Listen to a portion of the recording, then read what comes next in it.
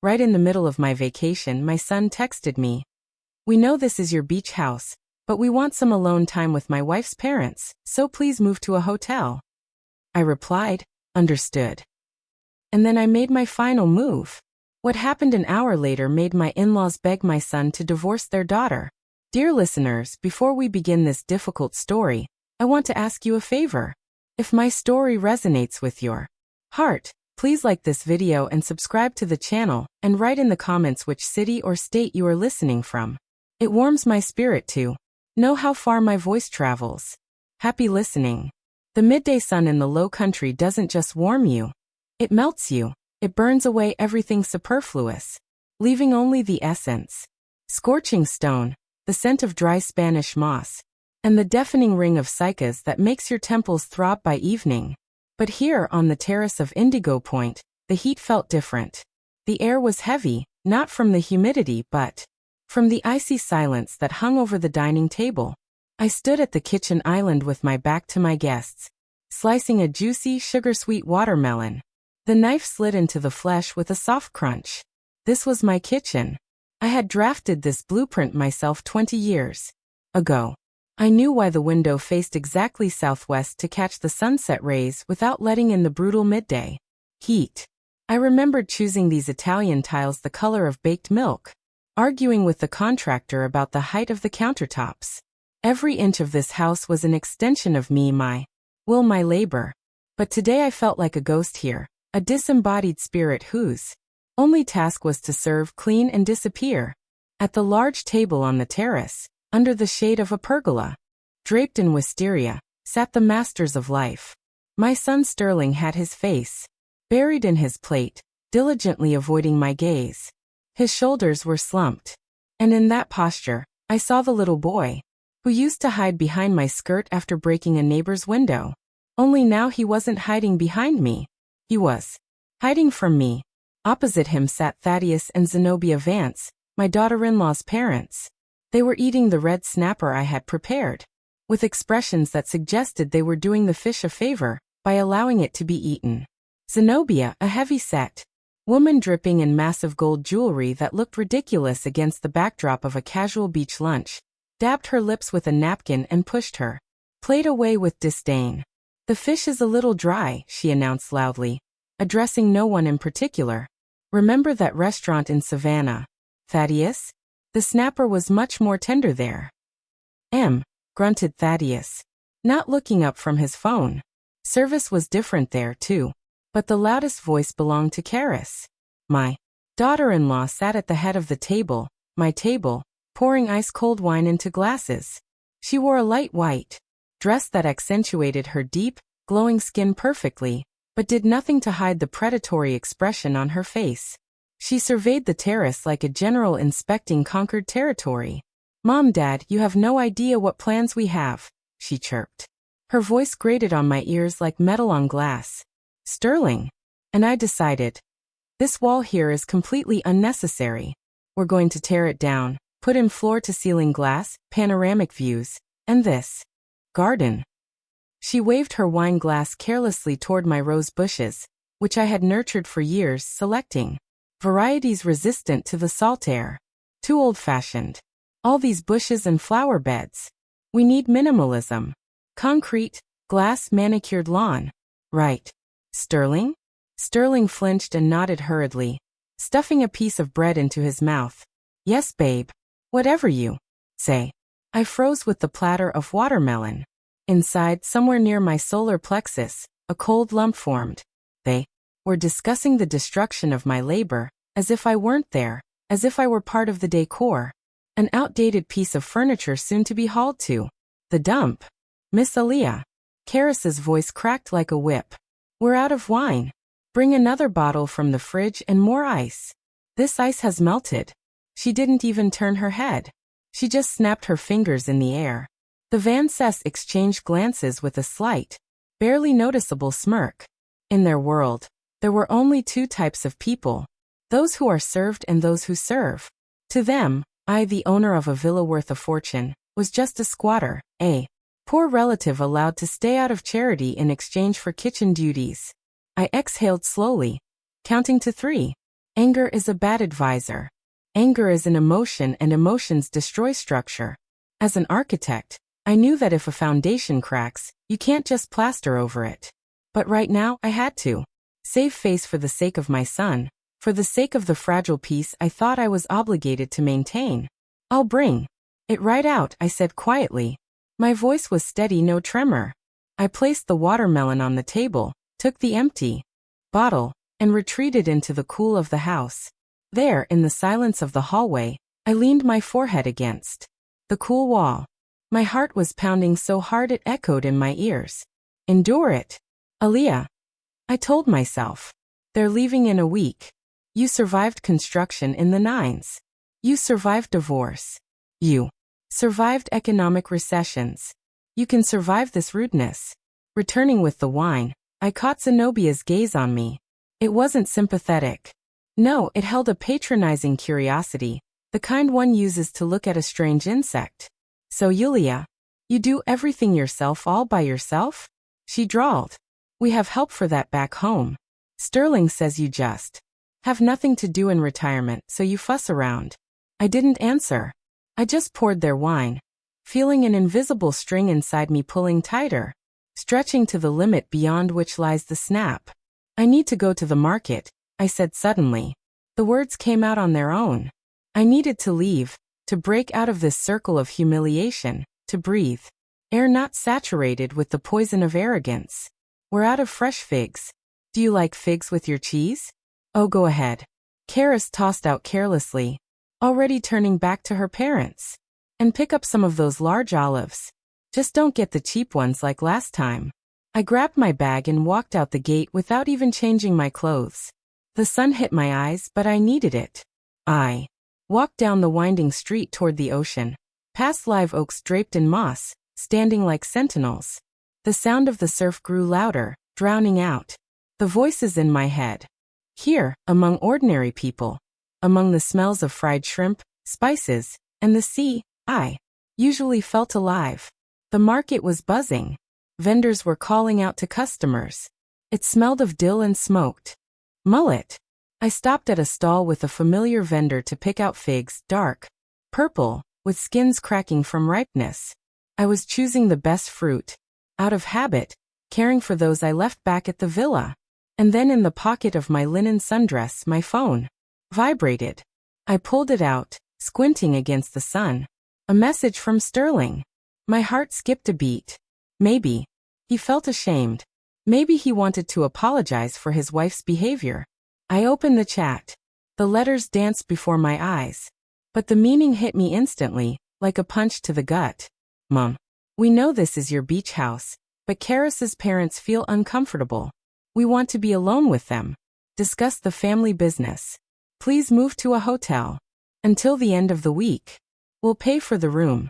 I froze in the middle of the market square. People flowed around me. Someone bumped my shoulder, muttering an apology, but I didn't hear them. The world around me had gone on mute. Your beach house? That's what he called my home, my sanctuary. Uncomfortable in my own house. Move to a hotel. I reread the message and again the tears that had been rising to my throat for the last 2 hours suddenly vanished, evaporated like a drop of water on a hot iron. Instead of resentment, instead of the bitterness of an abandoned mother, something else arrived. A cold, crystal-clear understanding. I saw the structure of their lies. I saw the rot in the load-bearing pillars of our relationship. For years, I had closed my eyes to the cracks, patched them with my love, my money, my patience. But now the building had collapsed, and I had no intention of standing in the ruins. They want to be alone. They want to discuss family business in my house after kicking me out the door. Well then, I didn't call and scream. I didn't write long tirades about conscience and gratitude. I felt like a surgeon picking up a scalpel to cut out gangrene. I typed one word, understood, and pressed send. Then I closed the chat with my son. I didn't open a hotel booking app. I opened my contacts list and scrolled down to a name I hadn't dialed in 3 years, but kept just in case. Desmond. Luxury real estate. The ringtone started immediately. I stood in the middle of the market, clutching a bag of figs in one hand that they were destined never to taste, and in the other, the phone that had become my detonator. "Hello, Ms. Yulia." The voice on the line was surprised. "To what do I owe the pleasure? Haven't heard from you in ages." "Hello, Desmond," I said. My voice was as hard as the granite foundation of my house. "Are you still looking for buyers for prime waterfront property?" "Always, Aliyah. Always." "Why is one of the neighbors selling?" "No," he answered, looking at the sparkling sea in the distance. "I am selling Indigo Point." "You're joking." "Indigo Point. And I need a buyer today. Right now." I threw the bag of figs into the nearest trash can. The sweet fruits hit the bottom with a dull thud. And that sound became the period at the end of my past life. I turned and walked away from the market. Not toward home, but toward the waterfront, where behind glass walls like an aquarium, Desmond sat in his office. The realtor's office greeted me with the chill of air conditioning and the smell of expensive coffee. Desmond, a heavy-set man with a sly squint and a graying goatee, jumped up from his desk as soon as I crossed the threshold. He had known me a long time. He remembered how I fought the zoning board for every foot of land for Indigo Point, how I clawed out the permits for utilities.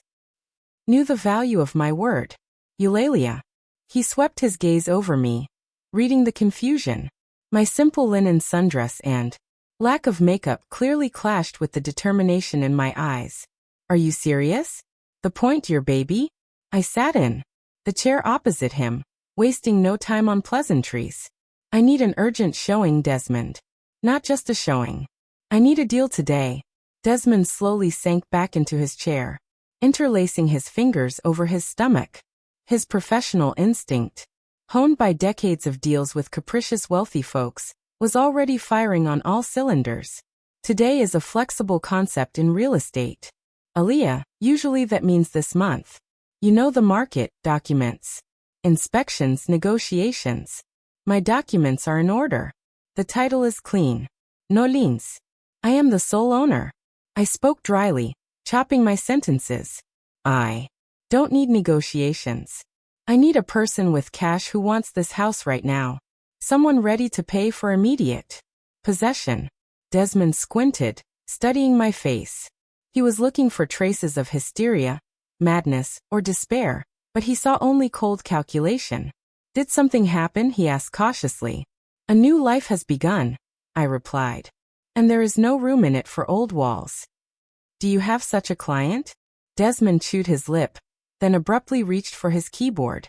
"There is one. Titus. Titus the Titan Banks, a developer from Atlanta. Crazy money. Temper like a powder keg. He's been eyeing your lot for a long time, says the view is worth $1 million. He's in town right now looking for something turnkey to move in tomorrow and live. But he's a handful. Yulia. He's difficult. I don't care about his character as long as he has the cash." I cut him off. "Call him. Tell him the owner is ready to show the house in an hour and warn him the condition of sale is immediate vacating of the premises." I stumbled for a second, choosing the word by the temporary tenants. Desmond raised his eyebrows but didn't ask questions. He dialed a number, put it on speaker, and winked at me. "Hello, Mr. Banks." "Yes, it's Desmond. Remember that house on the point?" "Yes, the one with the terraces. The owner is ready." "Yes. Today." "Price?" He looked at me questioningly. I wrote a number on a piece of paper and slid it to him. A number that would ensure a comfortable old age anywhere in the world. Desmond chuckled approvingly and voiced the sum. A coarse rumbling laugh came from the speaker. "If it's everything you described, I'll take it sight unseen. We're rolling out. Be at the gates in 40 minutes. Desmond hung up. He bit. "Now let's sign a preliminary letter of intent, so you don't change your mind when emotions cool down." I picked up the pen. My hand didn't tremble. I wasn't signing away a house. I was signing for my freedom.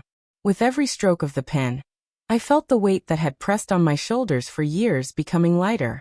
I was no longer the convenient mom, the free cook, or the squatter. I was Eulalia Thorne again, the architect of my own fate. "Thank you, Desmond." I stood up. "Meet you at the villa." Leaving the office, I looked at my reflection in the window. A tired woman in a simple sundress with stray strands of hair. No. This wouldn't do. I wouldn't return there as a victim. I would return as the master of the situation. I walked into a boutique next door. It was an expensive shop where Karis, my daughter-in-law, only went to window shop and complain about the prices. I walked in with confidence. I didn't need a dress or a suit. There was no time for that. I needed details, accessories that change one's posture. I chose a silk scarf, emerald green with gold thread, noble and severe. I tied it around my neck the way I used to when I defended architectural projects before. Commissions in my youth. Then I walked to the rack of sunglasses, oversized tortoiseshell frames. They hit the fatigue in my eyes and gave my face an expression of impenetrable mystery. Paying with my card, I walked out onto the street. Now I felt different. The fabric on my neck cooled my skin. The dark glasses created a distance between me and the world. I went into a coastal cafe, ordered an espresso, and sat at a table with a view of the town clock tower. I had 30 minutes left. I wasn't afraid of returning. On the contrary, I was waiting for it. Inside me, the excitement of a gambler ignited, one who knows the opponent's cards, but they can't see hers. I remembered their faces at lunch, their disdain, their certainty that I would meekly pack my things and leave for a cheap motel, so as not to disturb their family happiness. They think they control the situation. They think I am weak. They are mistaken. I took out my phone. I needed to make one more move. Small but important. A warning shot before the cannonade. I opened my banking app, found the statement showing my pension deposits and the complete absence of any transfers from my son for the past 3 years. Then I opened a folder of documents in the cloud. A scan of the property deed, date of issue 2003. Owner's name Aaliyah Thorne. I saved this file into a separate archive and password protected it. Then I opened my Messenger app and found the contact, the Vances.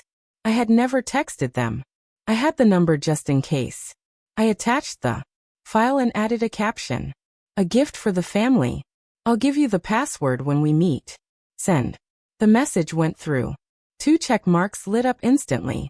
I imagined Thaddeus and Zenobia's phones pinging simultaneously there on my terrace.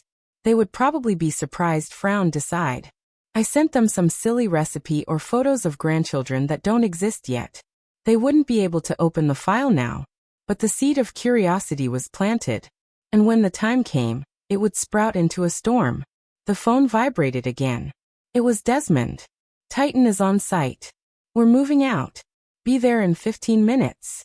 I finished my coffee in one gulp. The bitterness on my tongue tasted sweet to me.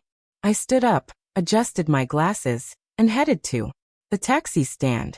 It was time to go home for the last time. Not as a servant, but as the sword of justice. The taxi sped me up the winding road toward Indigo Point. I watched the pines and the sea flashing by the window. The sea that had given me peace for so many years. Today it would witness my triumph or my ruin. But I knew one thing. The old Uia was gone. She stayed back at the market with the crushed figs. The car stopped at the gates. I saw a massive black SUV already parked there. Titus Banks's car. Desmond stood nearby, glancing nervously at his watch. Titus himself, a mountain of a man in a sand-colored linen suit, was talking loudly on his phone, pacing along the fence. I got out of the taxi. Desmond noticed me and exhaled with relief. Titus interrupted his conversation and stared at me. I approached them without taking off my glasses. "Good afternoon, gentlemen," I said. "Apologies for the delay, Miss Yulia." Titus grunted, sizing me up. "Desmond told me you were a sweet little old lady, but here I see a boss. I like it businesslike." "Time is money, Mr. Banks," I replied, opening the gate with my key. "Please, the tour will be short." We entered the courtyard. From the depths of the garden, from the direction of the terrace, came the clinking of glasses and Karis's loud laughter. They were celebrating. They were drinking my wine, sitting in my house, confident they had kicked me out. I turned to the men. "I have one condition before we go in," I said quietly. Titus frowned, which is there are unauthorized persons in the house right now. They don't know about the sale, and they believe they have a right to be there. I need you to play along. You are not just a buyer. You are the new owner who tolerates no objections. Titus spread into a wide predatory grin. His eyes lit up with amusement. Kicking out squatters. I love that even more than buying houses. Lead the way, Miss Yulia. Let's put on a show. We moved down the walkway toward the house. The laughter on the terrace grew louder. I heard Sterling's voice, relaxed and content. Yes, Dad. Great toast to us. I stepped onto the terrace stairs. Titus and Desmond followed me like two bodyguards. The show begins. I threw open the glass terrace doors and the festive hum died instantly, as if someone had pulled the plug. Sterling froze with his glass raised. His mouth opened in absurd surprise. Karis, who was sitting on her husband's lap, slowly slid onto her own chair. Her eyes narrowed. The Vances, Thaddeus and Zenobia, froze with forks in their hands, looking at me as if a stray dog had burst into their banquet. But I didn't look like a stray dog. I stood straight in dark glasses and a silk scarf, and behind me loomed two men in expensive suits. Mom. Sterling recovered first. His voice trembled. Mom, you came back. We had an agreement. Karis immediately seized the initiative. She jumped up, straightened her dress, and pasted on that fake sugary smile she used for inconvenient relatives. Miss Eulalia, she chirped, stepping forward and trying to block the view of the table with the half-eaten delicacies. You must have forgotten something. Suitcase, passport. We thought you were checking into the hotel already. We wired you the money for a taxi. She reached into the purse hanging on the back of the chair. I knew this gesture. She was going to pull out a couple of bills crumpled into a careless ball and try to shove them into my hand like a pesky beggar, so I would get out of sight. Quickly. Her parents watched this with approving nods. For them this was standard procedure. Pay off the problem. Yes, boomed Thaddeus Vance, not standing up. Not cool in law. A deal is a deal. The young folks wanted to be alone and here you are with guests. He waved his fork dismissively toward Titus and Desmond. Who is this anyway? Your boyfriends from the senior center? Zenobia giggled, covering her mouth with a napkin. Thaddeus, stop. Maybe they're porters. Miss Yulia, let them take your things from the hall, and let's not spoil the evening. I remained silent. I just looked at them through the dark lenses of my glasses. I saw Karis had already pulled out the money, a crisp $50 bill, and was holding it out to me, with the air of a benefactor. Here, take this for dinner at a restaurant, she said loudly so her parents could hear. Her generosity. And go. Really, this isn't the time. We have a family council. Sterling, my son, sat with his head down. He didn't look at me. He twirled the stem of his wine glass as if hoping that if he spun it long enough I would disappear. Mom, please, he muttered barely audibly. Don't embarrass us. Leave. That leave sounded like a gunshot, quiet, suppressed, but fatal. He had chosen a side finally and irrevocably. I slowly took off my glasses. My gaze was dry and calm. No tears, no pleading, only cold steel.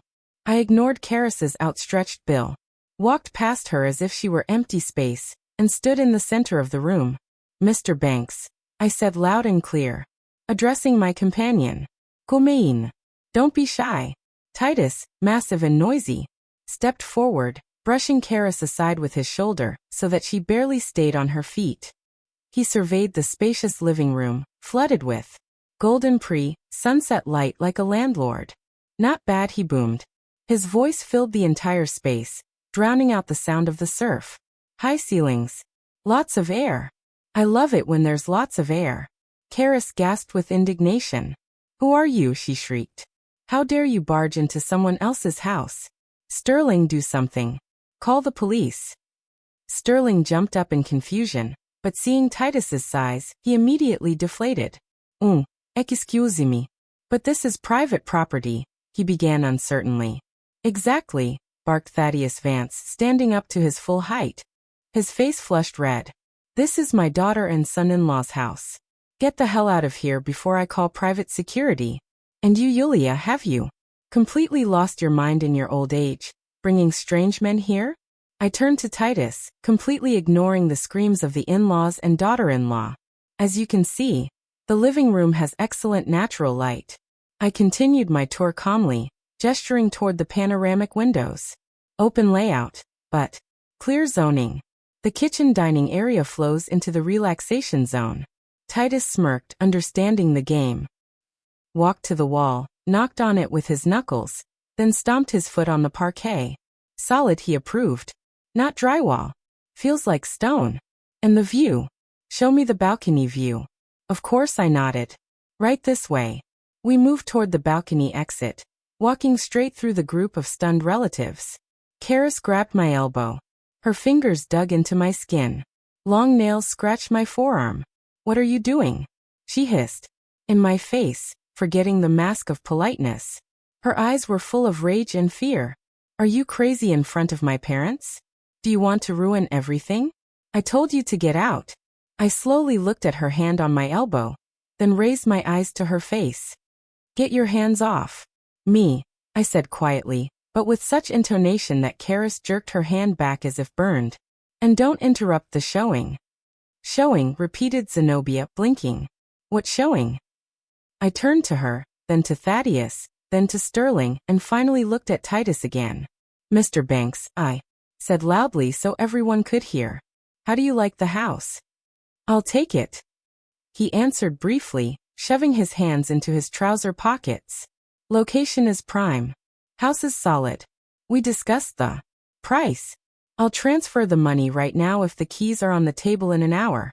Silence hung in the room, so thick it seemed you could cut it with a knife. You could only hear a fly buzzing against the glass. What do you mean take it? Whispered Karis. Her face began to lose color, turning gray under the layer of foundation. I smiled. It wasn't a kind, motherly smile. It was the smile of a chess player delivering checkmate. That means, dear daughter-in-law, I pronounced, enunciating every word, that this house is sold. And as you can see, the current residents, I waved my hand at them, are temporary squatters, and they will vacate the premises within an hour. You can't, screeched Karis, looking back at her parents. Mom, Dad, she's delirious. She has dementia. She thinks she's selling our house. That Vance frowned. His thick eyebrows met at the bridge of his nose. He looked at me, then at his daughter, then at Sterling, who had turned whiter than chalk. Karis, he said in a heavy voice. What is she talking about? Why does she call this house hers? Karis panicked. Dad, don't listen to her. She's just listed as a nominal owner for taxes. You know how it is. We pay the mortgage. We put millions into this. This is our house. Nominal? Asked Titus with a sneer. Lady, I saw the documents half an hour ago. It's there in black and white. Aaliyah Thorne, sole owner. No liens, no mortgages, no shared ownership. Clean as a baby's tear. Karis opened her mouth to object, but no sound came out. She frantically searched for a new lie, but the web she had been weaving for years began to tear under the weight of the truth. I walked to the coffee table where an ice bucket with champagne stood. Next to it lay my folder, which I had brought from Desmond's office. I opened it, took out the original property deed, thick paper with watermarks and an official seal, and placed it right under Thaddeus Vance's nose. Read it, Thaddeus, I said. You're a man of the old school. You trust documents more than words. Thaddeus slowly, as if reluctantly, picked up the paper. His hands, large working hands of a man who built his own business, trembled slightly. He put on the glasses hanging on a chain around his neck, read, raised his eyes to his daughter, then looked at the paper again. Thorne, he read aloud. Basis. Land purchase agreement from 2001. Certificate of occupancy for residential home from 2005. He lowered the paper. It became very cold in the room despite the heat. Karis. Thaddeus's voice was quiet, but that made it even more terrifying. You told us that you and Sterling bought this house 3 years ago. You said you took out a huge loan. You cried and asked for help with the down payment. Dad, Karis backed away. We sent you money every month, Thaddeus continued. And his voice began to gain strength like an avalanche. $5,000 every month for 3 years to pay off the mortgage. I stood silently. I didn't need to add anything. The truth was doing its own work, destroying their illusory world. Where is the mortgage? Karis roared Thaddeus, slamming his palm on the table so hard the glasses jumped. Where is the loan? If the house was built 20 years ago and belongs to his mother. I looked at Sterling. He covered his face with his hands. Mom, there is no mortgage. I said quietly, looking straight into Zenobia's eyes. I built this house with my own money. I never asked you for a penny. I never received $1 from you. The silence exploded. Thaddeus Vance slowly turned purple. The color rose from his neck to his face like mercury in a thermometer, predicting an explosion. He shifted his gaze from the document to his daughter, and then to his son-in-law, who was still hiding his face in his hands. $5,000, he wheezed. Every month, 3 years. That's $180,000. Where is that money, Karis? Karis, cornered, tried to counterattack. It was her usual tactic. The best defense is offense. Dad, you don't understand. She screamed. Her voice broke into a squeal. The house needed investments. Renovations. We did renovations. Did you see these tiles, these windows? All this costs money. We changed the plumbing. The roof. I couldn't hold back and chuckled. A short, dry laugh escaped on its own. Renovations, I repeated, walking to the wall and running my palm over the textured plaster. Karis, this plaster was applied in 2010. Hand-finished Italian style. It is in perfect condition because I take care of it. The floor tiles, vintage 2008. Collection. I installed the windows 5 years ago before your marriage. There were no renovations here. Not a single nail was driven with your money. You're lying, shrieked Karis, pointing a finger with a perfect manicure at me. You're just an old miser. Silence, roared Thaddeus, shaking the chandelier. He stepped toward his daughter, looming over her like a cliff. Don't you dare insult the woman in whose house you live and lie to our faces. Renovations, you say? Plumbing? I'm a builder, Karis. I see when a house has been renovated, and when it stands untouched for 10 years. You took us for idiots. Zenobia, who had been silent in shock until now, suddenly sobbed and clutched her heart. Karis. Baby, how could you? We saved up from Dad's retirement fund. We thought you were struggling. Sterling finally took his hands off his face. He was pale as a sheet. I didn't know, he whispered, looking at his father-in-law with horror. Mr. Vance, I swear I didn't know about the money. Karis said you were just helping with groceries, lifestyle stuff. I didn't know the amounts. I thought they were gifts. Gifts? Roared Thaddeus. Gifts the size of a top executive salary. Are you a man or what? You don't see where your wife gets new furs, cars, trips to Tulum while you sit at your college as a junior associate. You thought it all falls from the sky. Sterling shrank. He really was blind, or wanted to be blind. It was convenient for him not to ask questions, convenient to live in comfort created by his wife, and not think about where the funds came from. He betrayed me with his silence and inaction. But now I saw that he wasn't an accomplice to the theft, but just a tool in Karis's hands. Like her parents, a stupid, weak tool. All right. Family drama is fascinating and all. Titus's loud voice cut through the tension. He stood leaning against the doorframe, watching the scene with interest, chewing on a toothpick. But for me, time is money. I assume the deal is still on, or do I call my guys to help with the eviction? I have a demolition crew on standby. Wanted to break down a wall tomorrow morning. The words about demolition had a sobering effect on the Vances. They suddenly realized the reality of what was happening. They were in a stranger's house that had just been sold, and the new owner wasn't a man you argued with. Demolition, repeated Zenobia, looking at Titus with horror. Tomorrow? But where will we go? Our flight isn't for 3 days. Not my problem, ma'am. Titus spread his hands.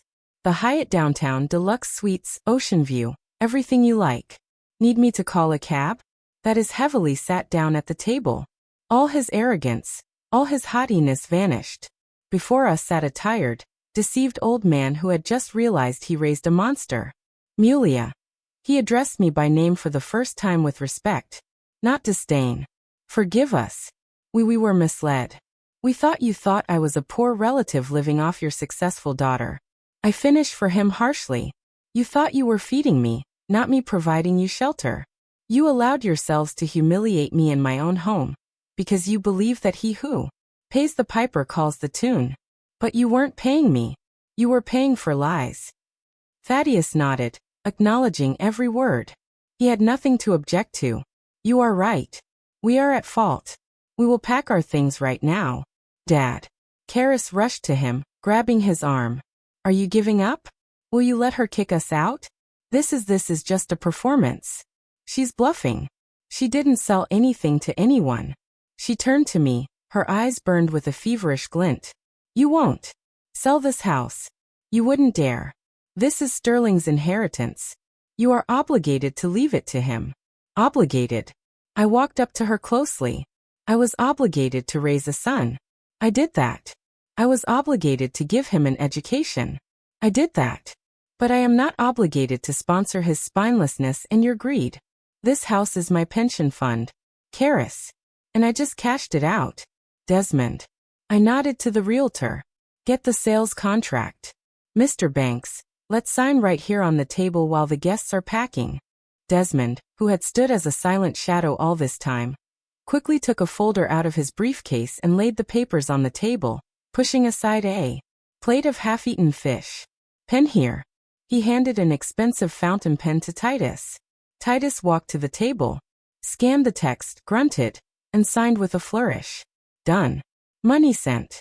Check the account, Miss Yulia. My phone pinged. I took it out. A notification from the bank.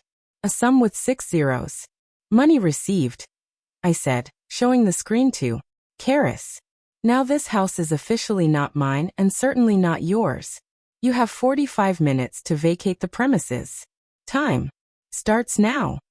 Karis stood staring at the phone screen like she was hypnotized. Her world was collapsing. Not just the house by the sea. The scheme was collapsing. The source of income, the status. No, she whispered. No, it can't be. And then Sterling did something I didn't expect from him. Stood up, walked over to Karis, and grabbed her by the shoulders. Karis, he said, where is my parents' money? She jerked, trying to break free. Get off. Not now.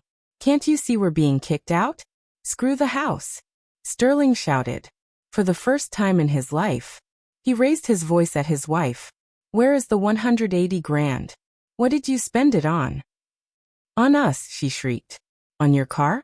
On your clothes? So you wouldn't look like a bum next to my friends. So we could live like people. My car is financed, yelled Sterling. I pay for it. From my paycheck. You said you only chipped in for the down payment. And the rest? Clothes, your endless personal growth retreats in Dubai, Thaddeus interjected. Yes. Yes. I wanted to live beautifully. And you? You are misers. You have millions in your accounts, but you begrudge your only daughter. Karis broke into hysterics, smearing mascara over her face. I have the right. I am the eyes. You are a thief, said Thaddeus. Heavy as a verdict. You stole from your parents. You lied to your husband. You humiliated his mother. He turned to Sterling. Pack your bags, son. Are you coming to the hotel with us? We have a lot to discuss. Sterling nodded. Looked broken, but in his eyes appeared something new, some kind of clarity. But Karis wasn't going to give up. She saw she was losing control over everyone. Over her parents, over her husband, over the situation. She needed a trump card. The last most powerful trump card that beats any hand. She straightened up, wiped the tears with the back of her hand, and looked at us all with the triumphant smile of a mad woman. You can't kick me out, she said quietly but distinctly. And you, Sterling, aren't going anywhere. And you, Dad, won't leave me. Why is that? Asked Titus, crossing his arms over his chest. He clearly enjoyed this theater. Karis placed a hand on her flat stomach. Because I'm pregnant, she shouted. You're going to have a grandson and heir. You won't throw a pregnant woman onto the street. Aaliyah, you're going to be a grandmother. You wouldn't dare.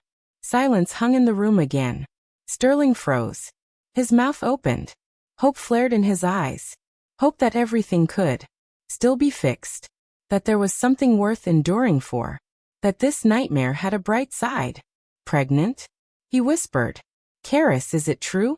Zenobia gasped and pressed her hands to her chest. Thaddeus froze. His anger stumbled for a moment against the eternal value of continuing the bloodline. I looked at Karis at her pose, at her eyes darting across the faces of those present, assessing the effect, and I knew. I just knew. I slowly exhaled, looking straight into Karis's triumphant eyes. She stood in the pose of a martyr protecting the most holy thing. And this pose was flawless. Too flawless. Pregnant, repeated Sterling, taking an uncertain step toward her. His voice trembled with a mix of hope and fear. Why didn't you say anything? I wanted to make it a surprise, sobbed Karis, instantly switching to fragile Mother Tobe mode. I was saving this news for a special moment when we were all together as a family. And you? You caused me such stress. It's harmful for the baby. Zenobia had already rushed to her daughter, forgetting the stolen millions. The grandmother instinct proved stronger than logic. Oh baby, you shouldn't be upset. That say something. We can't do this to her. That stood frowning. His face was still red with anger, but the news clearly confused him. He was a man of tradition. A grandson is sacred. A grandson could redeem the daughter's sins. Titus shifted from foot to foot, looking at his watch. All right, the soap opera continues, he grumbled. But I have a schedule, Ms. Yulia. What are we deciding? Evicting the future mother or what? Everyone looked at me. Karis with defiance, Sterling with pleading, the Vances with expectation. They expected me to surrender. Expected the word grandmother to melt my heart, make me forget the humiliation and lies. But I wasn't looking at them. I was looking at the table. There, among the remains of the luxurious lunch, stood an empty bottle of vintage brut. And a second one started, and next to Karis's plate was a glass, at the bottom of which remnants of golden liquid still splashed. I slowly walked to the table, grabbed the bottle by the neck. The glass was warm. Strange, Karis, I pronounced, and my voice sounded in the silence like the strike of a gong. Very strange. What's strange? She snapped, but panic flashed in her eyes. Strange diet for a pregnant woman. I lifted the bottle higher, demonstrating the label. Brewed Imperial, 12% alcohol content. You drank almost the entire bottle during lunch. I poured for you twice myself. And you demanded more. Karis palled. That's non-alcoholic, she blurted out. No, Vatling. I shook my head. This is vintage wine from my cellar. I know. Every bottle. And you know the taste of alcohol perfectly well. You drank, laughed, and demanded a refill. A pregnant woman who cares about her child wouldn't pour a liter of champagne into herself in this heat. Sterling looked at the bottle in my hand, then at his wife's empty glass, then at her face. You were drinking, he said hollowly. I saw it. You drank 3 glasses. Karis, you're lying. I just took a sip. She shouted, retreating. 1 sip for the mood. Doctors allow it. Doctors allow getting drunk until you have red spots on your neck? Asked Thaddeus. He walked up to his daughter, grabbed her chin, and looked into her eyes. Breathe on me. Karis, breathe, he barked. Karis jerked, breaking away, and with that movement gave herself away completely. The smell of alcohol in the hot room was already distinct, but now it became evidence. You're not pregnant, said Thaddeus with disgust, wiping his hand on his trousers. You're just a lying wretch willing to speculate, even on an unborn child, to save your own skin. It was a mistake, Karis sobbed, falling onto the chair. I thought I was pregnant. I was late. I didn't take a test, but I felt it. Enough. Thaddeus cut her off. He turned to Sterling. Son, listen to me carefully. I am a tough man, but fair. This woman, he pointed at the sobbing daughter, is sick with greed and lies. She stole from us. She humiliated your mother. She invented a heavily If you leave with her now, if you forgive this, you are dead to me. I'm cutting her out of the will. I'm closing all accounts. She won't get a penny from me, and you, if you stay with her, will live on your junior associate salary and pay her debts. And I'm sure there are plenty of debts." Sterling stood as if stunned. He looked at his wife, who had turned into a pathetic, hysterical creature smearing snot over her face. He looked at me, calm, straight, standing next to the new owners of the house. He looked at his father-in-law, offering him a choice between honor and the abyss. Sterling wailed Karis, reaching her hands out to him. "Don't listen to them. I love you. We'll manage. They just want to separate us." "Separate?" Zenobia asked quietly. She walked up to her son-in-law and took his hand. Her eyes were full of tears. "Sterling, honey, listen to me. I am a mother and it hurts me to say this about my own daughter, but she will destroy you. She already started. Run, son. Divorce her. Send her to us.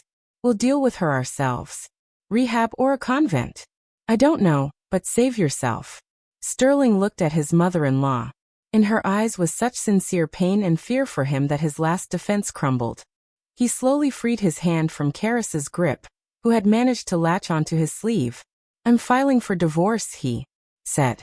His voice was quiet but firm for the first time in many years. "What?" Karis froze. "I'm filing for divorce," he repeated louder. "I don't believe a single word you say anymore. I'm tired of being a fool." He turned to me. "Mom, forgive me. I was blind." I nodded. I wanted to hug him, press him to my chest like in childhood, but now was not the time for sentimentality. The lesson had to be learned to the end. "I forgive you, son, but the house is sold and you have to leave with them." "I understand." He lowered his head. "I'll go to a hotel. I need to think." "Excellent." Titus clapped his hands. "Drama over. Finale clear. And now exit stage left, folks. My crew is idling." Thaddeus silently took the resisting Karis by the elbow. Zenobia picked up her purse. Sterling grabbed his jacket. They shuffled toward the exit. Karis screamed, cursed us all, threatened lawsuits, but her father dragged her with the inexorability of a bulldozer. 5 minutes later, their car, tires screeching, drove out the gates. It became quiet on the terrace. Only me, Desmond, Titus, and the sound of the sea remained. "Well then, landlady." Titus winked, pulling out a cigar. "Beautifully done. Just like in the movies. Money's in the account, papers signed. When do you hand over the keys?" I walked to the terrace railing. The sun was setting into the sea, painting the water the color of molten gold. This view was worth all the money in the world, and I realized I couldn't give it up. Not now. Not like this, Mr. Banks.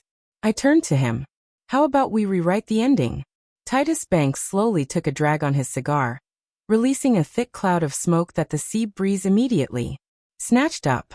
He looked at me with a squint that read, not irritation but rather the professional interest of an experienced poker player.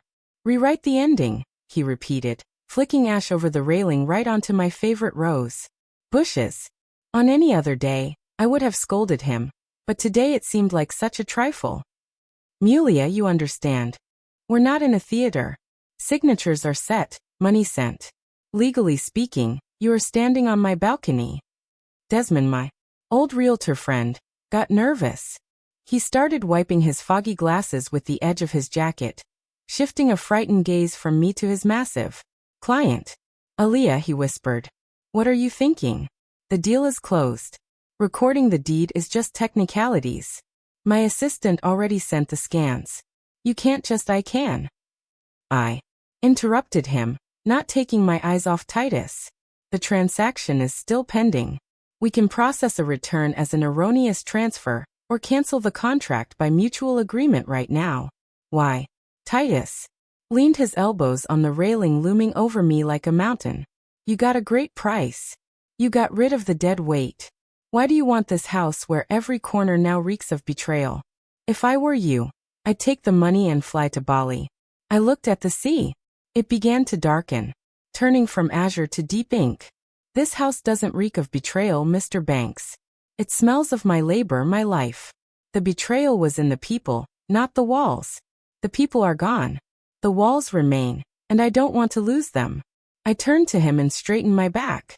I sold the house to burn bridges, so my son and his wife wouldn't have the illusion that they have somewhere to return to, so I myself wouldn't have a path of retreat into the role of the convenient mom. This performance was necessary, but the curtain has fallen. Desmond made a strangled sound like a moan. Eulalia, but the commission I worked. Your commission stays with you. Desmond, I reassured him. I'll pay you the full percentage. Consider it payment for Best Supporting Actor. Desmond immediately fell silent, his face brightening. Now everything depended only on Titus. He could dig in his heels. He could kick me out the door, and would be within his rights. I risked everything, going Alan for the second time that evening. And what's my interest? Asked Titus, looking me straight in the eye. I wasted time. I drove my car out here. I was already mentally placing billiard tables here. You suggest I just leave. I suggest a return of the full amount right now, I said firmly. Plus 5% on top for the trouble for your time, and for the pleasure you got kicking out my daughter-in-law. I saw you enjoyed that. Titus chuckled, the corners of his lips twitched. 5% is generous, but a bit low for a broken dream of a beach house. Everything inside me clenched. If he refused, I would remain a rich but homeless woman. I would lose my anchor. 10, I said. That's my final offer. That's a huge amount for an hour of your time. Titus laughed loudly, thunderously, so that the seagulls shied away from the roof. He slapped his palm on the railing. Iron Lady Architect. You say? I see you've got a spine. He reached into the inner pocket of his jacket and pulled out the very contract we signed 20 minutes ago, twirled it in his hands. You know, Miss Aaliyah, I knew right away you weren't selling. What? I blinked in surprise. The eyes. He tapped a finger against his temple. I've been in business 30 years. I see people who want to get rid of an asset, and people who are ready to rip throats out for what's theirs. When you showed me the house, you stroked the walls. You looked at these grapes like they were children. Sellers don't do that. He tore the contract in half. With a sharp rip, the paper turned into two useless halves. Then he folded them and tore them again. I'm not a looter, he said seriously, throwing the scraps into the ashtray. I saw you were cornered and I decided to play along. I didn't like your daughter-in-law from the jump. I see. Through people like that. Empty shell in a pretty wrapper. So consider this my contribution to restoring justice. I stood unable to believe it. The tension that had held me for the last hours began to recede, and my knees treacherously trembled. You refused the penalty, the 10%. No. Of course not. I'm not an idiot, he grinned. You'll transfer the penalty fee. Business is business, but the house is yours. Desmond void the deal. Tell the bank there was a technical error in the routing numbers. Desmond hurriedly nodded, already dialing a number on his phone. Titus extended his hand to me. His palm was huge and warm. Pleasure doing business with a smart woman. And now, if you'll allow me, I'll drink a glass of that very brute your pregnant daughter-in-law didn't finish. To victory, I shook his hand. With pleasure, I replied. I'll open a new bottle. That one's flat. We returned to the living room. The house was mine again. The silence that previously seemed frightening now felt like a blessing. But in this silence, a sharp, persistent sound suddenly rang out. It was my phone left on the table. The screen lit up with the name Sterling. The phone vibrated on the polished surface of the table, like a living creature demanding attention. Sterling. The name pulsed on the screen, evoking a complex range of feelings in me. From habitual maternal anxiety to a new cold detachment. Titus, already holding a glass of fresh champagne, nodded at the phone. Going to answer or let him suffer? I picked up the phone but didn't rush to press accept. Let him suffer, I replied, declining the call. Silence is good for him. But the phone rang again and again. The persistence with which he tried to break through suggested that out there beyond my house, the next act of the drama was unfolding. On the fourth time, I finally answered, putting it on speaker. Mom. Sterling's voice was erratic. Background noise of traffic and female screams could be heard. Mom, can you hear me? This is some kind of hell. I hear you, Sterling, I answered calmly, taking a sip of icy brute. What happened? Did you not get checked into the hotel? What hotel? We didn't even make it. He was almost shouting. Dad, Thaddeus stopped the car right on the highway. Kicked Karis out. I raised my eyebrows in surprise, meeting Titus's gaze. He chuckled approvingly. Kicked her out, I repeated. Right on the road? Yes. They were fighting the whole way.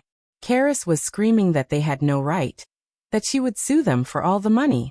She insulted Zenobia, called her an old fool who understands nothing about life. And then Thaddeus just slammed on the brakes. He opened the door, threw her suitcase onto the shoulder, and said, "Walk. Maybe your brains will fall into place." In the background of the call, Zenobia's voice was heard, trembling and weak. "Sterling, son, give me some water." "My heart." Mom, continued Sterling. And I heard panic in his voice. "We're at a gas station now. My mother-in-law is sick. Karis is left back there on the highway. She's screaming and throwing rocks at passing cars. I don't know what to do. Should I go back for her, or take Zenobia to the hospital? I'm confused." I closed my eyes. My son is 35 years old, and he is still asking Mom how to act in a situation he himself created with his lack of will. "Sterling," I said harshly, "listen to me carefully. You call an ambulance for Zenobia right now if she is truly unwell. You stay with the parents who became victims of your wife. And Karis. Karis is a grown woman. She has a phone. She has money for a taxi. The very money she stole from her parents. She'll make it. But she's my wife," he muttered pitifully. "She is a criminal." "Sterling," I cut him off. "And if you go back for her now, you become an accomplice. You make a choice in favor of lies. Is that what you want?" A pause hung. I heard his heavy breathing. Heard him fighting the habit of being convenient, being good for everyone. "No," he finally exhaled. "No, I won't go back. I'm going with the Van Cess. We're going to the police station. Thaddeus wants to file a fraud report." "Right decision," I said. "Hang in there, son. It's going to be a long night." "Mom, what about you?" His voice trembled. Can I come to you later when it's all over? I have nowhere to go." "The apartment in the city. Turns out it's a rental too." Karis lied that it was her property from before marriage. I looked at my living room at the empty chairs where people who considered me a nobody sat an hour ago, at Titus, who was examining a painting on the wall with interest, at Desmond, who was finishing his coffee. My house had just returned to me. It was clean. It was my sanctuary, and I wasn't ready to let in the chaos that still hung on my son's shoulders. "No, Sterling," I said gently, but firmly, "you can't come to me." "Why?" He was taken aback. "But you didn't sell the house. You're there." "I am here. But my house is currently under quarantine from stupidity, from weakness, from other people's problems. You are 35. Get a room at a hotel. Figure out your life yourself. Without Mom's advice, without Mom's soup, and without Mom's roof over your head. Only then will you become a man." "Mom, you're abandoning me." "I'm letting you go," I corrected. "Those are different things. Call me in a month when you have a divorce decree in hand and a plan for how to live on. Goodbye. For now." I pressed end call before he could reply. My hand with the phone dropped. Inside was empty, but it was a clean, ringing emptiness, like in a freshly cleaned room. Titus slowly clapped his hands. "Bravo," he said, without a shadow of irony. "That was stronger than selling the house. Refusing your own son when he's on his knees. That takes nerves of steel. That takes love," I objected, looking at the dark phone screen. "Sometimes love isn't letting them lean on you, but letting them stand up themselves. If I hand him a crutch now, he'll stay lame for life." Wise, he nodded. "Well then, Ms. Yulia, the show is over. Villains punished. Heroes sent into exile for spiritual growth. And us. I smiled sincerely and lightly for the first time that day. "We will celebrate. Desmond, get the cognac. The one you brought me as a gift 5 years ago and we never got around to opening." Desmond beamed. The 20-year-old Armenian brandy. It's in the car. Be right back. While Desmond ran to the car, I walked out onto the terrace. Night had fully claimed its rights. The stars over the ocean were bright sharp. Below in the darkness, the surf roar. Somewhere out there on the highway, my soon-to-be ex-daughter-in-law was possibly hitchhiking, cursing the day she decided I was a weak old woman. Somewhere out there, my son was making adult decisions for the first time in his life. And I stood on my land. I felt the warmth of the sun-baked stone through my soles. I inhaled the scent of night flowers. I was alone and I was free. But the story wasn't quite over. There was one nuance, a small detail I hadn't told even Titus. When I sent that file to the Vances, the scan of the deed, I attached another document to it. Karis's bank statement, the very one I managed to get through old connections in the banking sector a week ago when I first started suspecting something was wrong. I knew about the money for a long time. I was just waiting. I was giving them a chance. And now when Thaddeus Vance sitting in the police station finally opens that file, entering the password I'm about to send him, he will see not just sums, he will see the recipients of transfers. And one name there will surprise him. A lover? No, of course not. The word lover wasn't in the statement. There was the name of a fitness trainer to whom Karis transferred $2,000 weekly with the note supplements. But the name wasn't random. I took out my phone and typed a message to Thaddeus. Password for archive 1988. Your daughter's birth year. Look at the last pages. There are transfers to a certain Tmain, Washington. I think you'll be interested to know who that is. Send. Now the finale was truly irreversible. I returned to the living room where Desmond was already pouring the amber liquid into snifters. To a new life, proclaimed Titus. To freedom, I answered, clinking glasses. And then my phone pinged again. But it wasn't Sterling and it wasn't Thaddeus. It was a notification from a travel app. Price for tickets to Rome dropped. Are you still interested? I looked at the screen. Rome, my dream.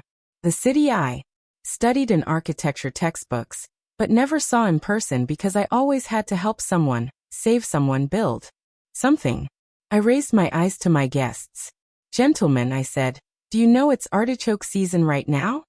Titus laughed. Ms. Eulalia, you never cease to surprise. You going? I'm going, I said decisively. Tomorrow. But I didn't know that tomorrow morning would bring me one more surprise. A surprise that would make me delay for another couple of hours, because someone I didn't expect to see at all would appear at the gates of my house. Morning met me not with bird song, but with insistent knocking at the gate.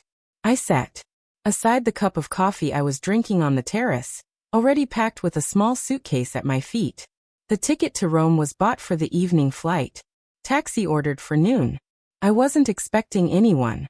I walked to the gate, adjusting my sunglasses. Behind the wrought iron stood not Sterling, not Karis, and not even the police. There stood a courier with a huge basket of white roses, and behind him, leaning against the hood of his SUV, stood Titus. I opened the gate. Mr. Banks, I was surprised. Did you forget your jacket yesterday? No, Ms. Aaliyah. He smiled, taking off his dark glasses. I didn't come for things. I came with a proposal. He nodded to the courier. The man carried the basket into the yard and placed it at my feet. A white envelope lay among the flowers. This is for you, said Titus. Last night it got to me. You rarely meet a woman with such character and such a taste for life. I raised a brow questioningly. And what is in the envelope? Another sales contract? No. It's a management contract. He stepped closer. I thought you're leaving for Italy. The house will be empty. And I fell in love with this place and your garden. I propose a deal. I rent Indigo Point from you for the whole summer for very good money, but with one condition, which is you allow me to sometimes send you photos of the roses, so you can consult me on how not to kill them. I'm a total zero in gardening, and it's a pity to ruin such beauty. I laughed. There was so much lightness in that laugh, as much as I hadn't felt in years. Do you know how to make offers that are hard to refuse, Mr. Banks? And also he lowered his voice. I can keep an eye on the house so that no relatives think of coming back. My security is very persuasive. It was the perfect option. The house would be looked after, flowers watered, and I would get extra funds for travel and a guarantee of security. I agree. I extended my hand to him. An hour later, I was already sitting in a taxi. Titus remained at the villa, the new temporary master who would water my roses and scare away the ghosts of the past. I looked at the receding house at the sparkling sea. The phone in my bag pinged. I took it out. A message from Sterling. Mom, I filed the report. Karis was detained for disorderly conduct on the highway, and then the stuff about the loans came out. It's bad. Karis's dad is furious. I rented a room looking for a job. Forgive me. I'll handle it. I smiled and typed a reply. I believe in you. You'll handle it. See you in a month. I'll bring you an Italian tie. Love you. Then I opened settings and pressed block on Karis's number. Forever. I leaned back in the seat, inhaled the smell of the leather interior, and looked at the road running into the distance. Ahead was the airport. Ahead was Rome. Ahead was a life that belonged only to me. I closed my eyes and for the first time in many years heard not the noise of others' demands, but the music of my own soul. The silence was magnificent.